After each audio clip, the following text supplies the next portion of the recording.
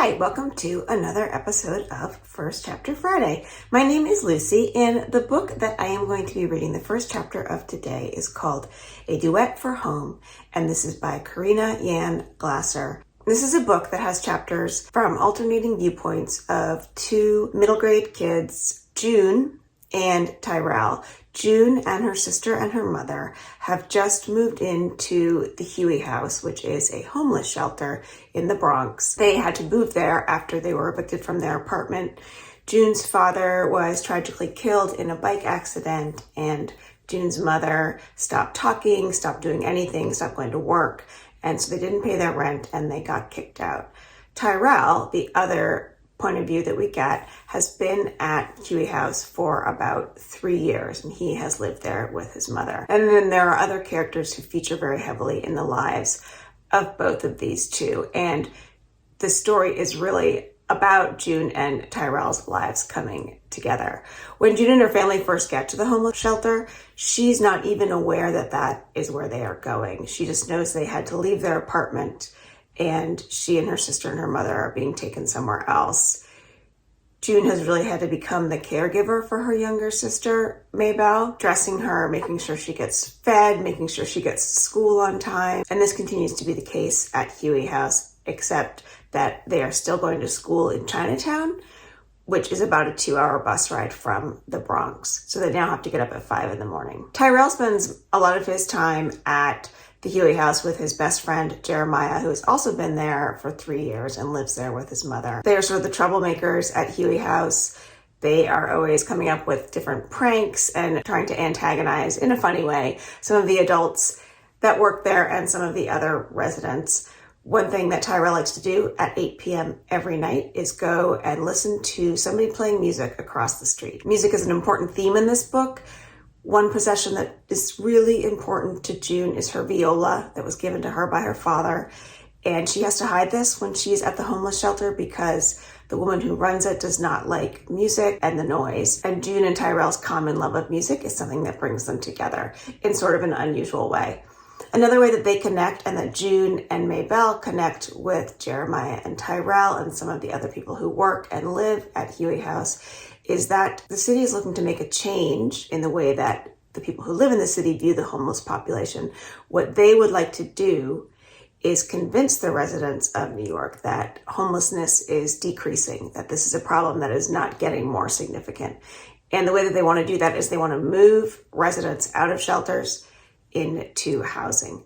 But that housing might not be stable, it might not be safe, it might not be up to code. It's just something they're doing to make their numbers look better. And so this is a common cause that June and Tyrell begin to take on. One of the aspects that I loved about this book is that it really takes a look at what home means and how home is more than just shelter. A lot of home is the people that you live with, and also what defines a family and how a family can be made up of people not that you are related to all the time, but that you have commonality with and that you connect with and that you're building a home with. And so there's that aspect of home in this book that is so nice. Then there's the other idea of not having a home. And the author here presents very well how the homeless population is often viewed as a dispensable population. And that's something we get to see through the eyes of June and Tyrell. The story has a lot to it, and it's got great characters. It also features a lot of music, as June is playing the viola and Tyrell is listening to music. And so there is a little playlist at the end. So here is chapter 1 of A Duet for Home. Sunday, September 30th, days at Huey House. Tyrell, 1275, June 1. June. Can bad luck follow a person forever? June Yang had always believed there was a cosmic distribution of fortune by which everyone had equal amounts of good and bad luck in their lives. But here June was, miles away from home, standing in front of a drab, used-to-be white building with her viola strapped to her back and a black garbage bag next to her, filled with everything she owned in the whole world. Her theory about luck must be wrong, because it seemed as if she had had enough bad luck for 2 lifetimes. "What is this place?" asked Maybelle, her little sister. June didn't answer. She stared up at the building. The entrance had a crooked sign nailed over the entrance that said, Huey House. Maybelle, who was 6 years old, wore multiple layers of clothes on that unseasonably warm September afternoon. Several pairs of underwear, leggings under her jeans, 2 t-shirts, 3 long-sleeve shirts, a sweater, her puffy jacket, a scarf, winter hat, and sneakers with 2 pairs of socks. If she fell over, she might roll down the street and disappear forever. June admired Maybelle's foresight, though. By wearing nearly every item of clothing she owned, she had freed up room in her garbage bag for the things she really could not live without. Her books, all about dogs, and stuffed animals, also all dogs. Maybelle really liked dogs. "Is this like jail?" Maybelle continued, poking the bristly hairs from the bottom of her braid against her lips. "Did we do something really bad? When can we go home again?" June put on her everything will be just fine face. "Of course it's not jail," she said. "It's an apartment building. We're going to live here. It's going to be great." Then she reached up to grab the straps of her viola case, reassuring herself it was still there. "It looks like a jail," Maybelle said dubiously. June gave the building a good, hard stare. Even though it appeared sturdy, it seemed exhausted. There were lots of concrete repair patches in the bricks, and some of the windows were outfitted with black safety bars. The door was thick metal with a skinny rectangle of a window covered by a wire cage, just like the windows at school. It did look like a jail, but June wasn't going to tell Maybelle that. She glanced at her mom, but June already knew she wouldn't have anything to say. Mom had stopped talking about 6 months ago, right after the accident.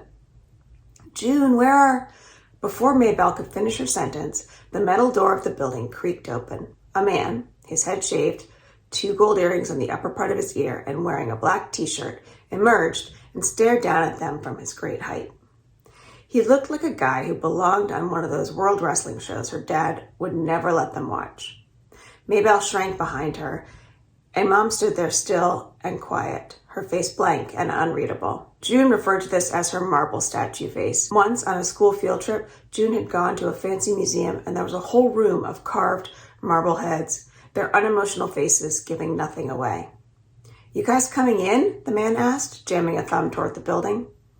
June fumbled in her jeans pocket for the piece of paper the lady at EAU, or the Emergency Assistant Unit, had given her. The marshal who delivered the notice of eviction had instructed them to go to the EAU when June told him they had nowhere else to go. June had packed up all their stuff while Maybelle cried and Mom shut herself in her bedroom. After checking and double-checking directions to the EAU, June had no idea what that was. She'd managed to pack their things into 3 black garbage bags. She told Maybelle that they were going to a new home, but then immediately regretted it when her sister wanted to know all the details. Was it a house or an apartment? How many bedrooms did it have? Was the kitchen large? That was last night. Other than a funeral home, the EAU was the most depressing place June had ever been. After filling out a stack of forms and spending the night in the EAU hallway, which they shared with 3 other families, and buzzing fluorescent lights, June had been told by the lady in charge to come here. Staring at the building and hoping it wasn't their new home, June crossed her fingers and begged the universe to have mercy on them. The universe decided to ignore her because the man said, "The EAU sent you, right, first-timers?" June nodded, but her stomach felt as if it were filled with rocks. "I'm Marcus," he said, "head of security here." Security? Maybelle moved even closer to June while Mom maintained her marble statue face. Marcus pointed to June's viola case. "You can't bring that inside. It will get confiscated in 2 seconds. June wrapped her fingers around the straps so tightly she could feel her knuckles getting numb. "It's just a viola," she said, her voice coming out all squeaky. "Exactly. Instruments aren't allowed." June tried to look strong and confident like her dad would have wanted her to be. "There's no way I'm letting you take this away from me." After all, the viola was the only thing Dad had left her. It was equal to over 2 years of his tip money. Even after so many months, June could picture him as if he were still with them. Dad making delivery after delivery through congested and uneven Chinatown streets, plastic bags of General Tso's chicken and pork dumplings hanging from his handlebars. Dad riding his bike through punishing snowstorms because people didn't want to leave their house to get food. Dad putting the tip money into the plastic bag marked viola in the freezer at the end of every shift, his version of a savings account. Maybelle, still hiding behind her, called out, "June's the best 11-year-old viola player in the world." "That's not true," June said humbly. But then she wondered if Marcus thought she was going to play awful music that drove him bananas. She added, "But I'm not like a beginner or anything. No one had a problem with me practicing in our old apartment. And I play classical music, Mozart and Vivaldi and Bach." She felt herself doing that nervous babble thing. "I can also play Telemann if you like him. He lived during Bach's time." Marcus's mouth stayed in a straight line, but she could tell he was softening. After a long pause, he spoke. "I can hide it in my office. If you bring it inside and she sees you with it, she'll throw it out." June swallowed. What kind of a monster would throw away an instrument? And how could she be sure that Marcus wouldn't run off with it? "I promise to keep it safe," he added simply. June felt Maybelle's skinny finger stick into her back. "You're not really going to give it to him, are you?" June never let anyone touch her instrument, ever. Maybelle had known that rule the moment June showed her the viola for the first time. But what choice did June have now? It was either trust a stranger with her viola or lose it forever. She handed the viola case over, her skin prickling with 1,000 needles of unease. And that is the end of chapter 1 of A Duet for Home. So that's just June's point of view when June and Maybelle and her mom first get to Huey House and meet Marcus. In the next chapter, you meet Tyrell, and then the chapters keep alternating. I really love the story in this book, and I hope that you take the time to read it. Thanks for joining me.